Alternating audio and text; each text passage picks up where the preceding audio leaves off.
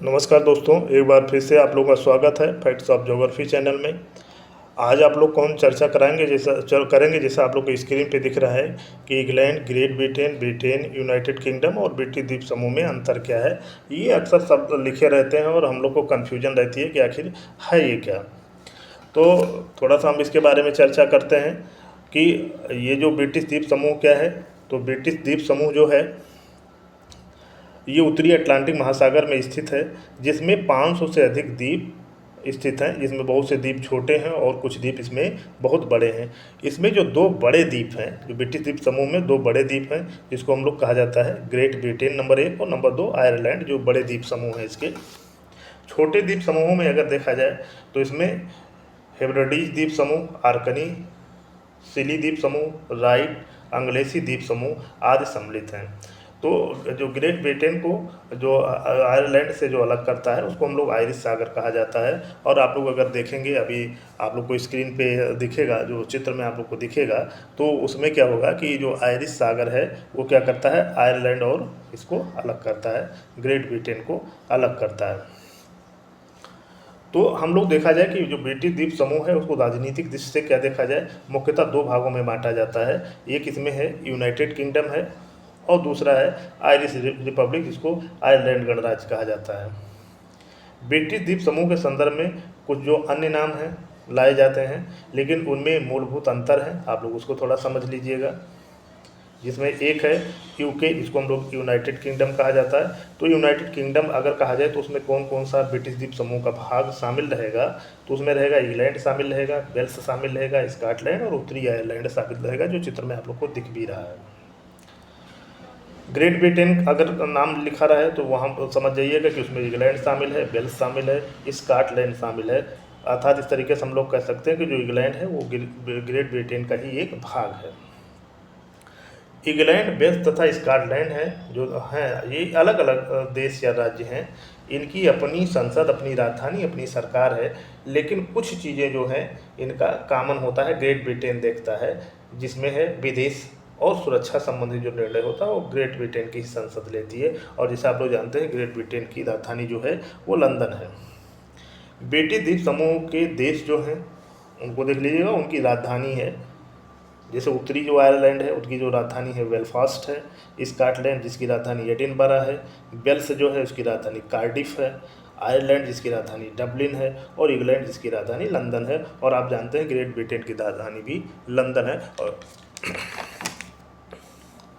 अब थोड़ा सा हम अगर आप लोग देखा जाए ब्रिटिश द्वीप समूह के इतिहास के बारे में अगर हम लोग चर्चा करते हैं, तो ब्रिटिश द्वीप समूह का जो इतिहास है बहुत ही चमत्कारिक और गौरवपूर्ण रहा है, लेकिन चुनौतीपूर्ण भी रहा है।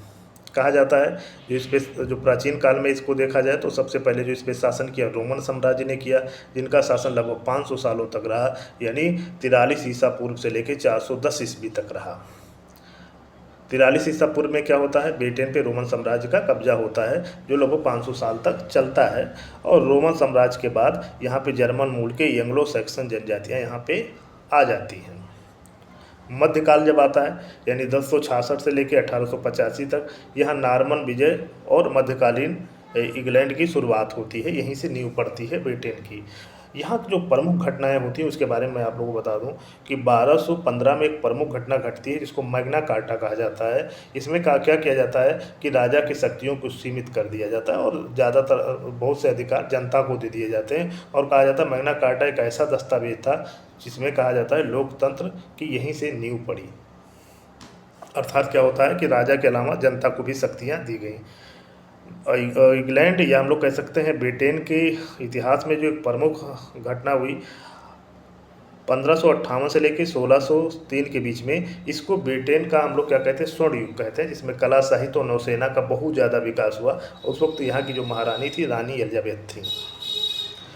एक घटना और इंग्लैंड के इतिहास में या ब्रिटेन के इतिहास में घटती है 1688 ईस्वी में। यहाँ इंग्लैंड की गौरवपूर्ण क्रांति होती है, गौरवमयी क्रांति होती है, जिसमें संसद को राजा से अधिक अधिकार मिल जाते हैं, यानी संसद को ज़्यादा महत्व दिया जाने लगता है। और इस क्रांति की खास बात ये रही थी कि इसमें जो ये क्रांति हुई थी इसमें कोई खून खराबा नहीं हुआ था, राजा ने स्वेच्छा से अपने अधिकार को दे दिया था जनता को। फिर क्या होती है, औपनिवेशिक युग साम्राज्य की शुरुआत होती है, जो 18वीं से 20वीं शताब्दी तक चलता है।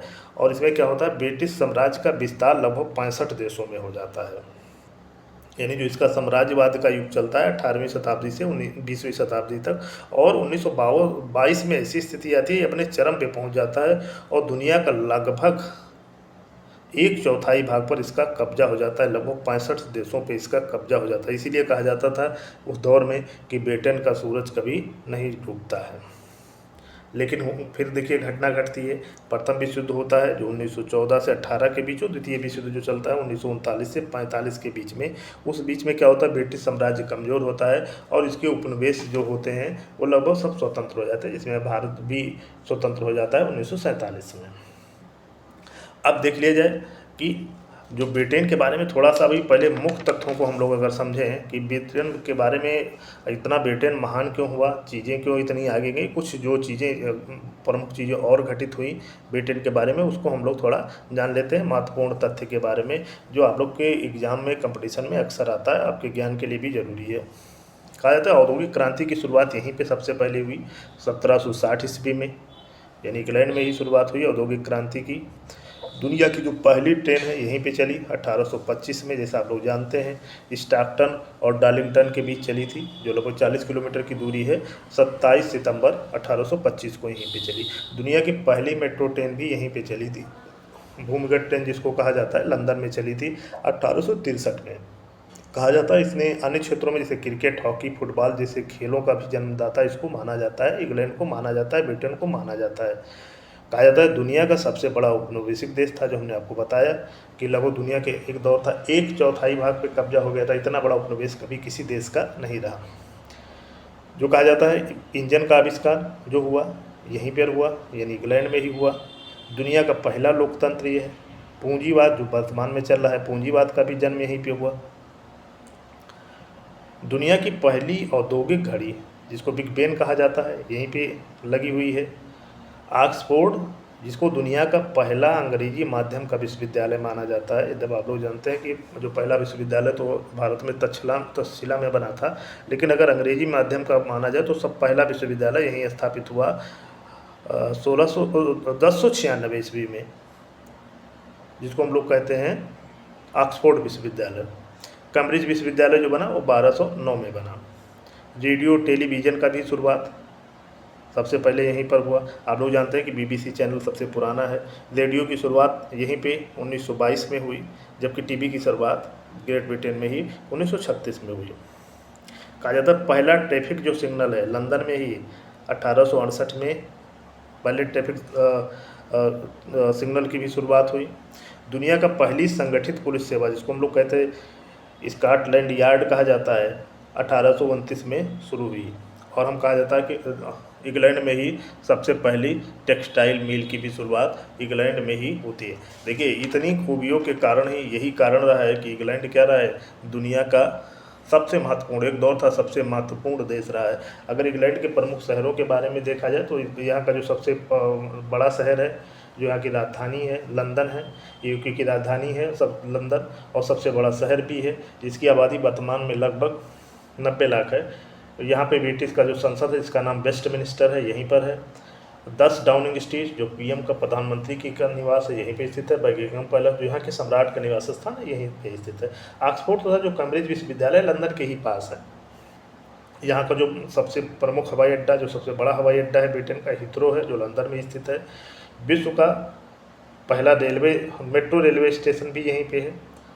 बकिंघम जो दूसरा यहाँ का प्रमुख शहर, औद्योगिक क्रांति का कहा जाता है जन्म यहीं पे हुआ बकिंघम शहर में इंग्लैंड के, और ये ब्रिटेन का दूसरा सबसे बड़ा शहर है। इसके अलावा जो यहाँ का एक अन्य प्रमुख शहर है मैनचेस्टर, यहाँ विश्व के सूती वस्त्र उद्योग की राजधानी कहा जाता है। यानी सूती वस्त्र की उद्योग की शुरुआत मैनचेस्टर में हुई, और उस मैनचेस्टर को ही सूती वस्त्र उद्योग का पर्याय माना जाता है। इसके अलावा अन्य जो शहर हैं लीड्स हैं, ग्लासगो है, लिवरपूल है, एडिनबरा है, शेफील्ड आदि ग्रेट ब्रिटेन के प्रमुख शहर हैं। तो इस आधार पे हम लोग कह सकते हैं कि ब्रिटेन के बारे में जो महत्वपूर्ण जानकारी रही आज आप लोग को हमने दिया। इसके अलावा एक यहाँ पे एक पर्वत भी है जो इसके बीच से होकर इंग्लैंड के जाता है या ग्रेट ब्रिटेन के जाता है, जिसको पेनाइन पर्वत कहा जाता है। और ब्रिटेन का अधिकांश भाग पर्वतीय है, और ये मुख्यतः औद्योगिकृत देश है। कृषि लगभग 4% लोग यहाँ के करते हैं। आशा करते हैं ये जानकारी जो आप लोग को दी गई अच्छी लगी होगी। अगर अच्छी लगी होगी तो चैनल को सब्सक्राइब और लाइक करिएगा। धन्यवाद।